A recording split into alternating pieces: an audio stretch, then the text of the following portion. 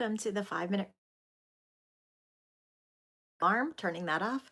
Welcome to the 5 Minute Crochet Podcast. I'm your host, Ellen Gormley. It is now Thursday, the 23rd of January, 2025. And I continue to work on this candy blanket concept that we've been talking about the last few days. So I took the opportunity yesterday to make a little swatch. Remember, I had talked about working tapestry crochet in the round and then steeking it or cutting it and to make it a flat blanket. And then yesterday I thought maybe the best option would be to do like a typewriter where you work with your dominant hand across and then tie off and then join and keep all of the rows on the right side. So that is what I played with here. And look at all these ends. Good morning, Brian. Good morning. So tapestry crochet is two colors in the same row to create design. Sometimes there's just one color in the row to create design, but it's all single crochet and you carry the yarn along, the non-working yarn, and you work over it.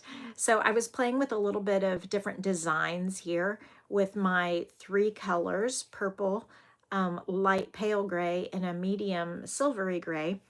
And I worked as if I'm working the candy blanket. So I haven't decided on the design for the candy blanket yet, but if I did it in single crochet tapestry style, and I did it in the typewriter version. I know typewriter is like maybe the outdated kind of, um, many young people may not understand that reference, so I need to come up with another reference. But it's maybe the reading reference for, you read across the row of text and then you come back to the beginning rather than reading backward on the next row. So that way it keeps everything on the right side and there's no turning. So I've been playing with that and look at all these ends. So there's some options with these ends to cut them, to then work over them. But boy, it's going to get thick. It's going to get really thick to work over. And I prefer not to work over more than two at a time. But can you imagine how many strands you'd be working over and how thick that would get if you're working over all the strands? Now, here's the other caveat about this. If I were to then weave in all of the strands on the back, eventually, with a large project like a blanket, the right edge, the right and left edges of the blanket, good morning, Caroline, is going to grow in size. In the middle, where there are no ends woven in, is going to stay the same gauge. But when you feed in lots of ends on both sides of the fabric, it's going to bulk up in volume because you wove in ends. So it's going to flare and be taller on the exterior ends where you have woven in ends that create space, so that the middle is not going to have those ends, so it's not going to have space. So it's going to like be taller on the exterior edges and narrower toward the middle. Okay, so when you're weaving in that many ends, it's going to create a volume on the edges. So that isn't necessarily the right solution either. So the bow tie effect, yes, I love that. That's an excellent description. So a bow tie effect for sure. So designing is all about decision making. And the decisions we make affect the design. So how we make the rows, how we deal with the ends. Another option would be to just leave them and allow them to be fringe. So maybe making sure that when I tie on new yarn and cut off at the end, that I leave a certain amount so that I can come back later and even them all up and have them all be uniformly the right length and just allow it to be fringe. We know that certain yarn is going to untwist at some point and become scraggly, or just the fibers are going to untwist and they'll be kind of loose. So the other option is to, because they're going to be somewhat equidistant from each other, I don't know. At some point, I could clump them together in rows of 3. So if I can make a pattern that is in the multiple of 3, then I could braid them, and the fringe would be braided, not twisted like this, but I would braid it and then tie it. And then the fringe would be like lots of little braids off the side, which might be a good solution because then they're not unraveling. They're not like bulking up the fabric. But that's going to take some time, which is fine, to go through and braid in units of 3 all the way across, for all of the ends.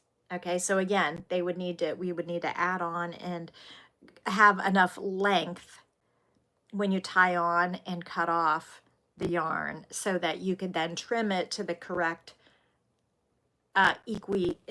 equal length on either side, and then braid it so that all the braids are the same size.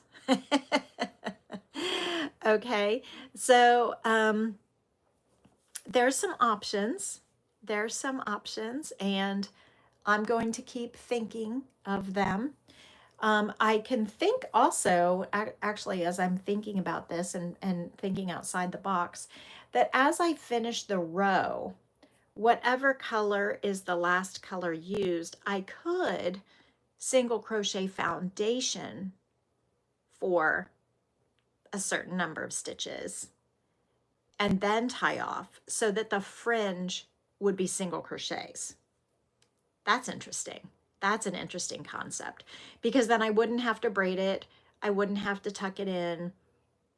All I'd have to do is tie it off and it would be done. But then what do you do with the end over here? What do you do with the end over here? That's just the tail when you joined on. So you would have single crochet foundations only on the left side if you're a right-hander, but you'd have tails on the right side.